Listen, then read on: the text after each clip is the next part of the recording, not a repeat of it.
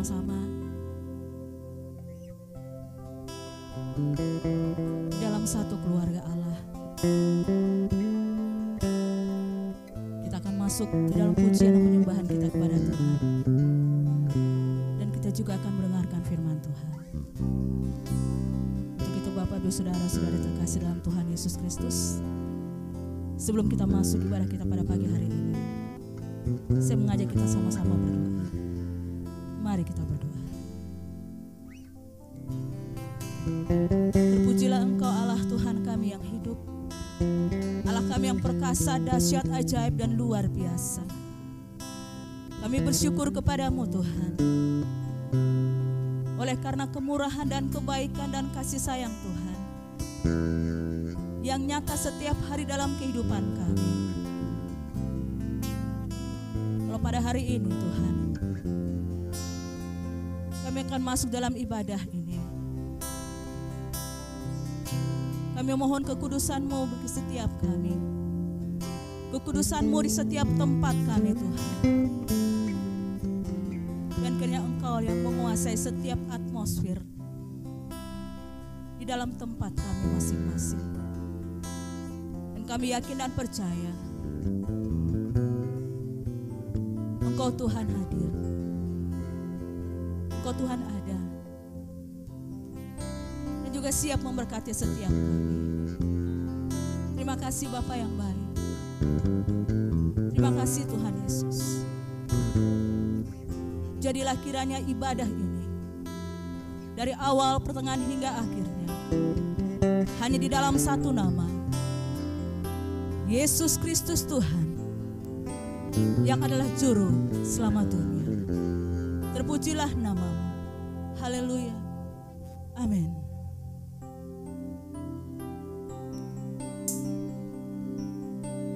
Hati kami siap ya Allah untuk memuji nama-Mu. Hati kami siap ya Allah untuk menyembah Engkau. Engkaulah pemilik kehidupan kami. Engkaulah yang sudah memulihkan setiap kami dan juga memberkati setiap kami Bapa. Sebab itu layaklah Engkau dipuji. Kami datang kepadamu membawa korban pujian dan syukur kami. Yesus, kemuliaan-Mu pulihkan hatiku. Yesus, kemuliaan-Mu berkati hidupku. Yesus, kemuliaan-Mu pulihkan hatiku.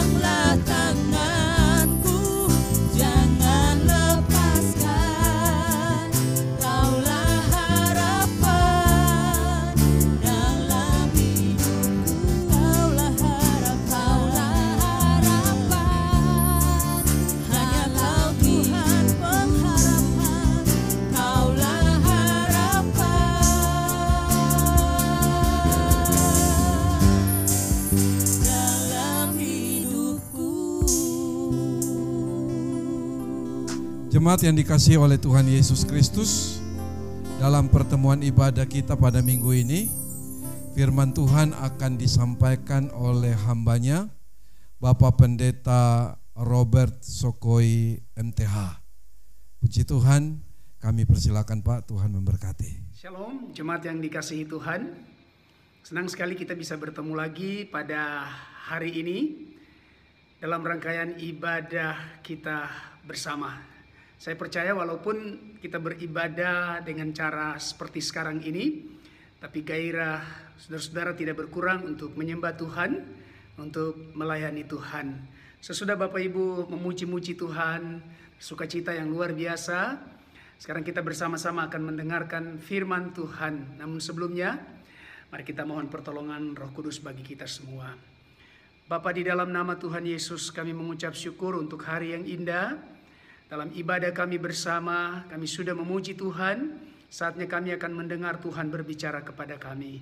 Persiapkan hati kami untuk dilawat, dijamah oleh Tuhan. Hati pikiran kami seluruhnya di dalam kontrol dari Roh Kudus. Terima kasih Bapa. Kami mau menjadi murid-Mu, belajar di kaki-Mu Tuhan. Relakanlah hati kami, lembutkan roh kami untuk menerima firman-Mu dalam hidup kami. Dan oleh roh Tuhan juga diberi kekuatan untuk melakukannya. Terima kasih Bapa, terpuji nama-Mu. Berkati umat-Mu, berkati hamba-Mu, urapi umat-Mu, urapi hamba-Mu. Demi Kristus Tuhan yang punya firman ini kami berdoa kepada Bapa di sorga. Haleluya. Amin. Bapak Ibu Saudara yang dikasihi Tuhan, pertama saya berterima kasih kepada Gembala Sidang yang telah memberikan kesempatan ini kepada saya. Dan terima kasih juga jemaat untuk bersedia mengikuti ibadah bersama dengan model yang sangat unik sekali. Saya berharap saudara menikmatinya. Nah, mari kita segera membuka satu bagian firman Tuhan dari Perjanjian Lama. Saya mengambil dari kitab Rut. Kita akan belajar satu pasal. Tapi untuk hari ini saya hanya membaca 6 ayat dari satu paragraf yang pertama itu. Kitab Rut pasal yang pertama ayat 1 sampai dengan ayat yang ke-22.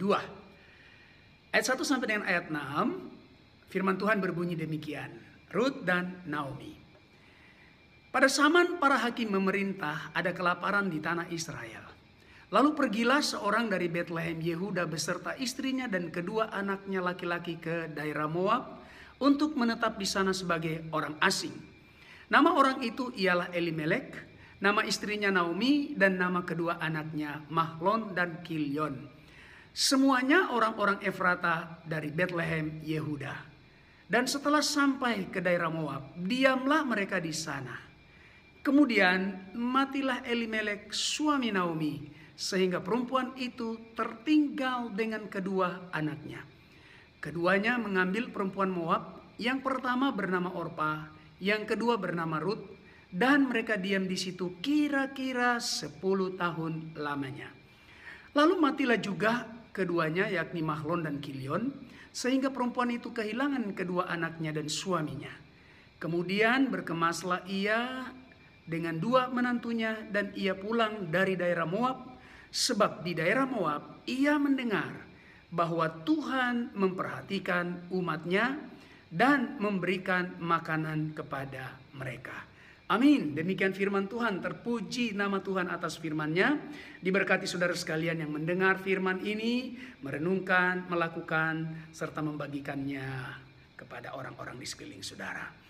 Tema kita dalam ibadah kita minggu ini adalah krisis, hambatan, atau momentum. Saudaraku yang kekasih dalam Tuhan, krisis yang saya maksud dalam tema kita hari ini adalah segala bentuk peristiwa pengalaman yang kita alami yang merupakan masalah dalam hidup kita semua. Sakit penyakit, kelemahan, kekurangan, kegagalan, dalam semua aspek hidup kita, di pekerjaan, di pelayanan, apapun yang kita alami sebagai sebuah masalah, saya kategorikan itu sebagai sebuah krisis. Ataupun dalam situasi dunia pada hari ini, sebagaimana kita hadapi sekarang, ada krisis berhubungan dengan wabah virus corona. Tapi saudaraku yang kekasih dalam Tuhan, mari kita belajar bersama-sama. Apakah krisis menjadi hambatan atau menjadi momentum bagi siapa saja, terutama bagi saudara dan saya. Nah, saudaraku yang kekasih dalam Tuhan, dalam pembacaan kita tadi kita melihat ada krisis yang terjadi luar biasa bagi satu keluarga, sebenarnya bagi satu kota. Tapi cerita ini kitab ini mengungkap tentang satu keluarga yang menghadapi krisis. Yang pertama, krisis yang terjadi di kota kediaman mereka, yaitu di Bethlehem. Dikatakan dalam ayat yang pertama, ada kelaparan terjadi di Bethlehem. Itu krisis yang pertama. Krisis yang kedua, ketika mereka berpindah, Elimelek dan Naomi berpindah, Naomi mengalami kehilangan suaminya. Krisis yang kedua, yang menjadi seorang janda karena suaminya meninggal. Krisis yang ketiga, Naomi kehilangan kedua putranya. Saudaraku yang kekasih dalam Tuhan, ini memang luar biasa bagi Naomi. Dia krisis kelaparan di kota, kemudian kehilangan suami dan kehilangan kedua anaknya. Saudaraku yang kekasih dalam Tuhan, mari kita belajar bersama-sama dari kehidupan Naomi. Kita menerima berkat-berkat yang luar biasa. Saudaraku, mari kita mulai yang pertama. Apakah krisis itu akan menjadi hambatan atau momentum bagi Anda dan saya? Yang pertama, mari kita lihat bersama-sama. Dan saya mendorong saudara hari ini, ya, sebelum kita belajar lebih jauh, hari ini saya punya kerinduan melalui firman Tuhan ini, kita mau menjadikan krisis itu sebagai sebuah momentum dari pelajaran kehidupan keluarga Elimelek dan Naomi dan Ruth juga dan Boaz.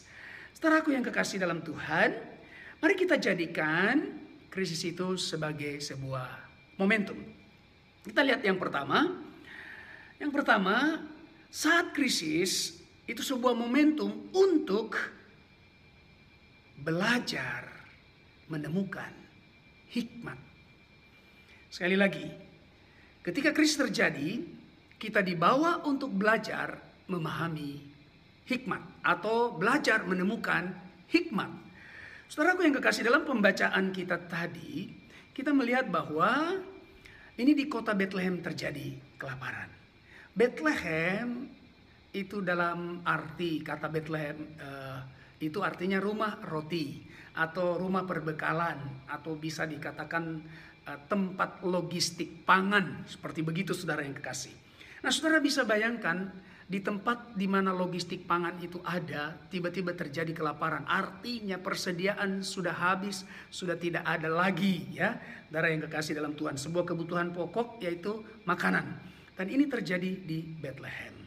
Tapi saudara yang kekasih, teks di dalam ayat yang pertama berkata, pada zaman para hakim memerintah. Jadi ini terjadi pada zaman para hakim.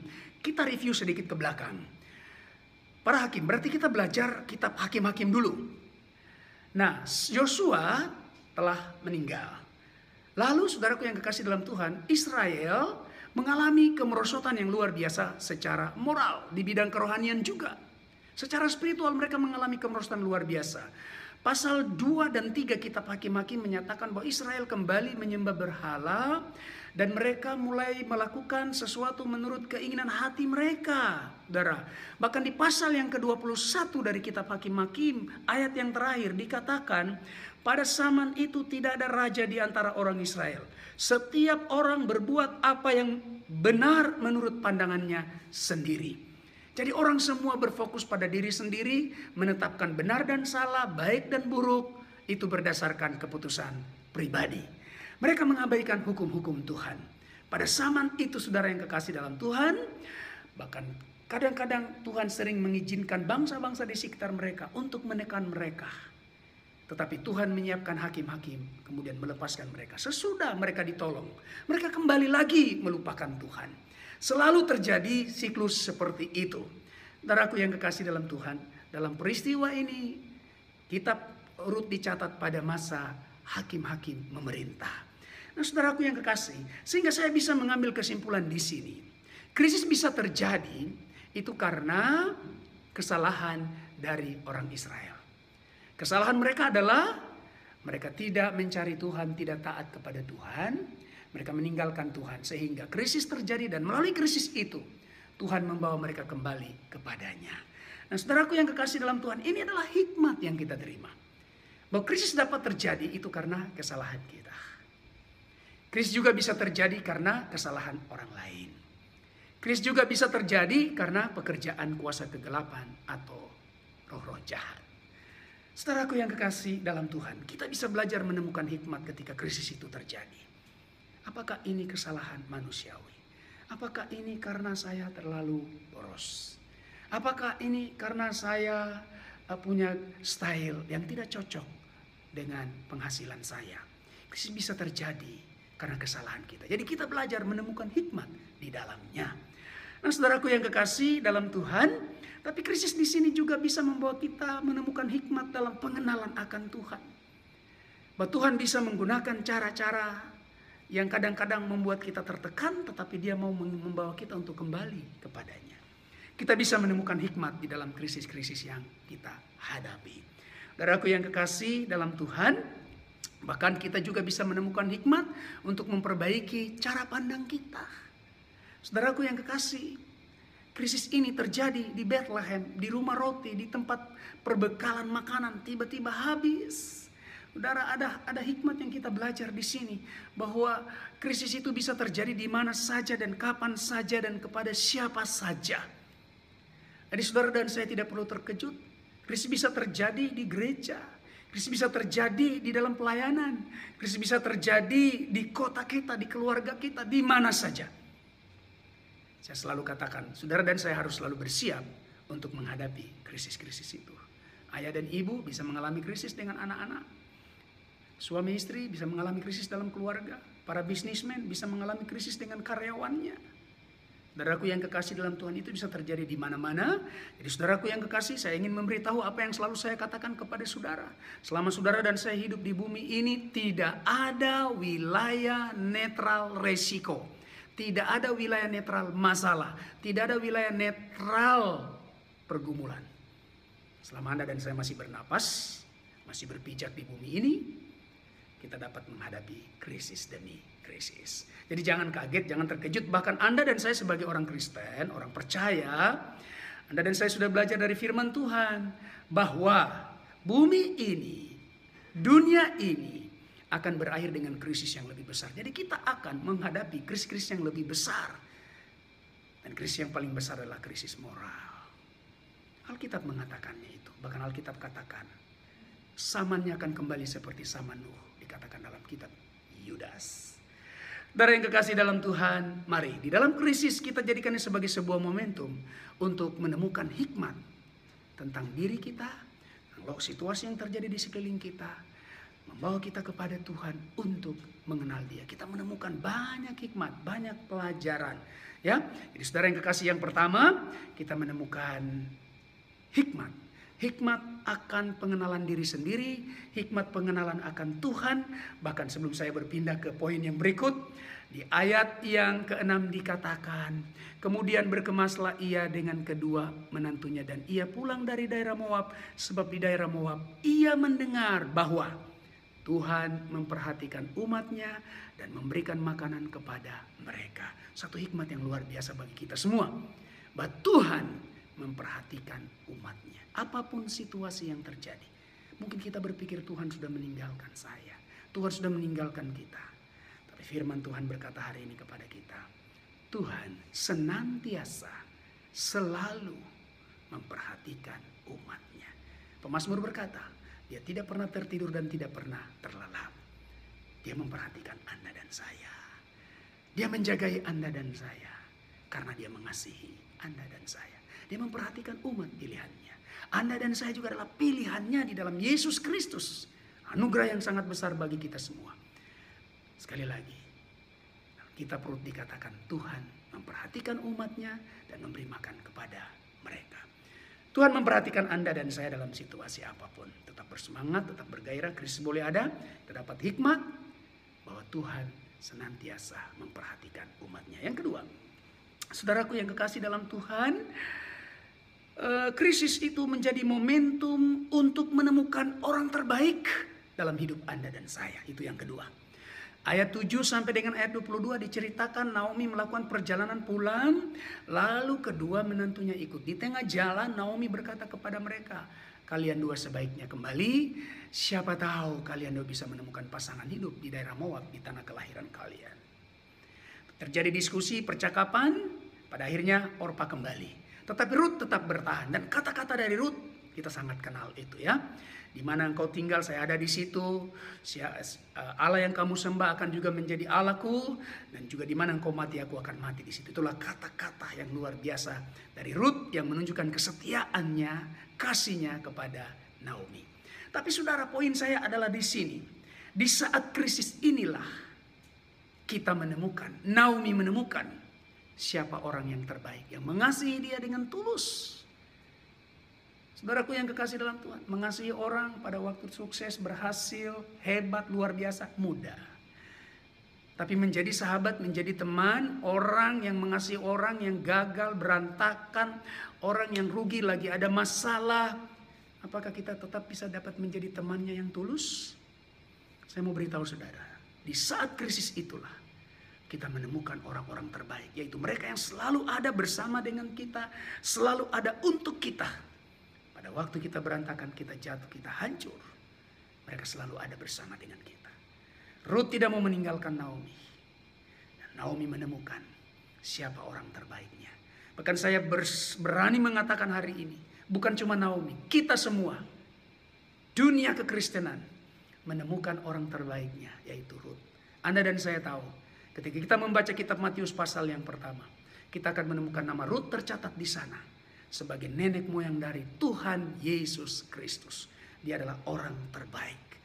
Di saat krisis, orang-orang terbaik akan muncul dalam hidup Anda dan saya. Saudaraku yang kekasih dalam Tuhan, C.S. Lewis, saya suka membaca bukunya. Seorang penulis Inggris yang kenamaan, menulis banyak buku, dan dua bukunya yang sangat saya suka baca, yaitu Problem of Pain, dan yang berikutnya The Great of Observer. Saudaraku yang kekasih, dua buku ini ditulis pada waktu dia sedang mempersiapkan pernikahannya di umur yang ke-50. Bayangkan umur 50, sudah siap menikah. Yang belum menikah, jangan takut ya. Umur 50 pun Anda masih bisa menikah. Nah saudaraku yang kekasih dalam Tuhan, ketika dia menemukan pasangannya dan mereka siap untuk menikah, tiba-tiba pasangannya ini kena sakit, dan sakitnya ini cukup parah. Lalu atas pemeriksaan dokter dikatakan bahwa calon istrinya ini hanya boleh hidup 6 bulan saja. Lalu diajukan pertanyaan kepada C.S. Lewis, apakah dia tetap akan menikah? Dan dia berkata, saya tetap akan menikah. Kalaupun dia meninggal, dia akan meninggal sebagai Nyonya Lewis. Saudara, C.S. Lewis sesudah peristiwa itu menulis beberapa buku yang luar biasa yang dibaca oleh orang sampai hari ini. Buku-buku rohani yang bagus, buku-buku filsafat yang luar biasa. Dan Problem of Pain, dia tulis sesudah pengalaman ini. Saudaraku yang kekasih, buku itu bicara tentang penderitaan, sama dengan mempelajari kitab Ayub. The Great of Observer, buku yang penuh dengan emosi-emosi yang mengungkapkan pertanyaan-pertanyaan semua manusia. Kalau Tuhan baik, Tuhan mengasihi, mengapa ada krisis, mengapa ada penderitaan? Saudaraku yang kekasih dalam Tuhan, akhirnya Lewis menghasilkan karya-karya yang hebat. Tapi calon istrinya meninggal, dia menemukan calon suami yang hebat.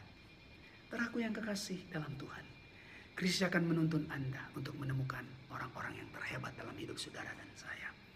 Saya dan istri dan kami sekeluarga menemukan orang-orang yang hebat di saat kami sedang menghadapi krisis. Ada seorang bapak yang datang kepada kami di saat krisis kami, dan itu luar biasa bagi kami semua, Bapak Ibu Saudara. Kami tidak kenal sebelumnya, kami tidak bersahabat dengan dia.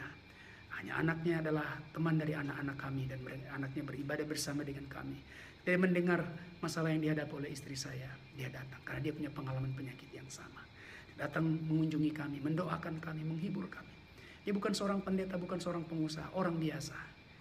Bahkan kadang-kadang dia memberikan buah yang dapat menolong kesehatan istri saya.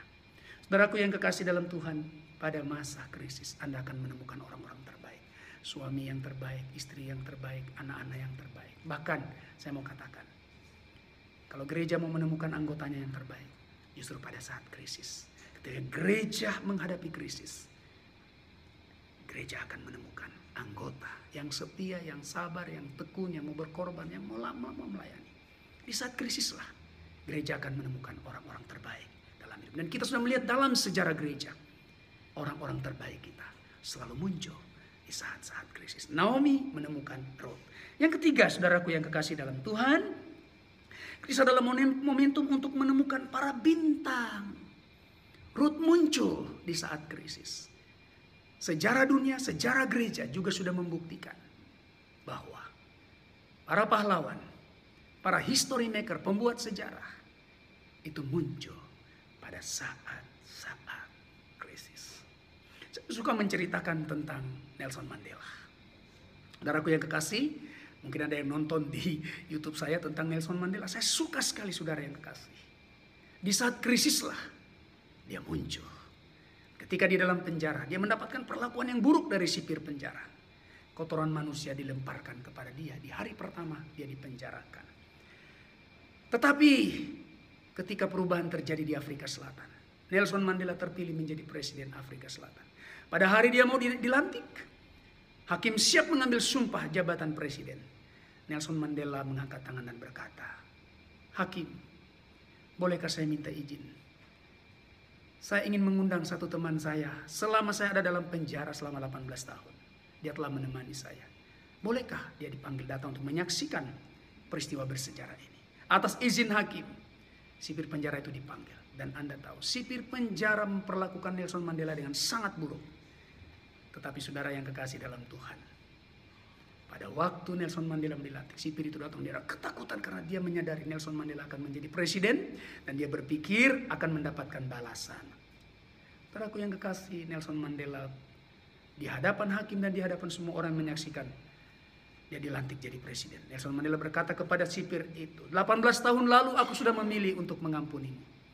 Aku sudah merdeka sekalipun aku dalam penjara. Ketika aku memilih untuk mengampuni engkau, aku tahu aku sudah merdeka sekalipun aku terpenjara. Saudara, kisah yang luar biasa. Ada banyak orang bisa hidup di luar penjara, tapi mereka terpenjara. Tidak mengampuni, menyimpan kesalahan, kepahitan. Terpenjara dengan kecemasan, ketakutan, dan lain sebagainya. Saudaraku yang kekasih, di saat krisis kita akan menemukan para bintang. Afrika Selatan menemukan bintangnya di waktu politik apartheid terjadi. Dan dunia telah menemukan banyak orang yang hebat di saat-saat krisis. Dan Anda pun mungkin salah satunya. Ketika gereja menghadapi krisis, Anda akan tampil sebagai bintangnya. Keluarga menghadapi krisis, anak-anak akan muncul sebagai para bintangnya. Saudaraku yang kekasih, Naomi menemukan Ruth bintangnya itu di saat krisis. Terakhir saudara yang kekasih dalam Tuhan, krisis menjadi momentum untuk kita mengetahui bahwa krisis itu selalu ada solusinya. Momentum untuk melihat jalan keluar. Momentum untuk melihat pemecahan atas krisis itu. Momentum untuk menemukan cara-cara baru. Tahukah saudara? Banyak cara baru ditemukan, sistem baru, penemuan-penemuan baru ditemukan pada saat krisis. Sebagai jalan keluar bagi krisis yang dihadapi. Saya percaya akan ditemukan virus yang baik untuk mengatasi COVID-19 atau virus corona. Ketika orang menghadapi demam, ditemukanlah penicillin. Pada saat krisis, selalu ada jalan keluar, ada penemuan hal-hal yang baru. Ketika Anda dan saya menghadapi krisis, atas izin Tuhan, atas pertolongan Tuhan, Anda dan saya akan menemukan hal-hal yang baru. Nantikanlah itu, temukanlah itu, jadilah berkat di sekeliling saudara dan saya. Saya kira hari ini itu yang saya bisa bagikan kepada saudara. Krisis, hambatan atau momentum. Pilihlah di saat krisis, itu adalah momentum untuk menemukan hikmat ilahi dari Tuhan bagi Anda dan saya. Di saat krisis adalah momentum untuk menemukan orang-orang terbaik dalam hidup Anda dan saya. Di saat krisis, kita akan menemukan bintang-bintang akan bermunculan untuk kita semuanya. Dan mungkin Anda adalah salah satu bintangnya di saat gereja menghadapi krisis, masyarakat menghadapi krisis. Dan ingat, penemuan-penemuan baru sebagai solusi bagi krisis yang dialami di zamannya, di setiap zaman, selalu ada. Saudara, kita pasti akan menemukan sesuatu yang baru di setiap krisis yang kita hadapi. Tuhan memberkati Bapak Ibu sekalian. Selamat beribadah, selamat melayani Tuhan, selamat menjadi berkat bagi banyak orang. Saatnya kita akan memberikan persembahan syukur kita kepada Tuhan. Dan saya mengajak kita semua marilah kita memberi dengan penuh sukacita. Dan kita terus mau katakan bahwa hanya Engkaulah Yesus satu-satunya penjuru dunia. Walaupun di tengah badai topan, Engkau Yesus perlindungan, baik siang maupun malam. Engkaulah tetap perlindungan bagi setiap kami. Haleluya.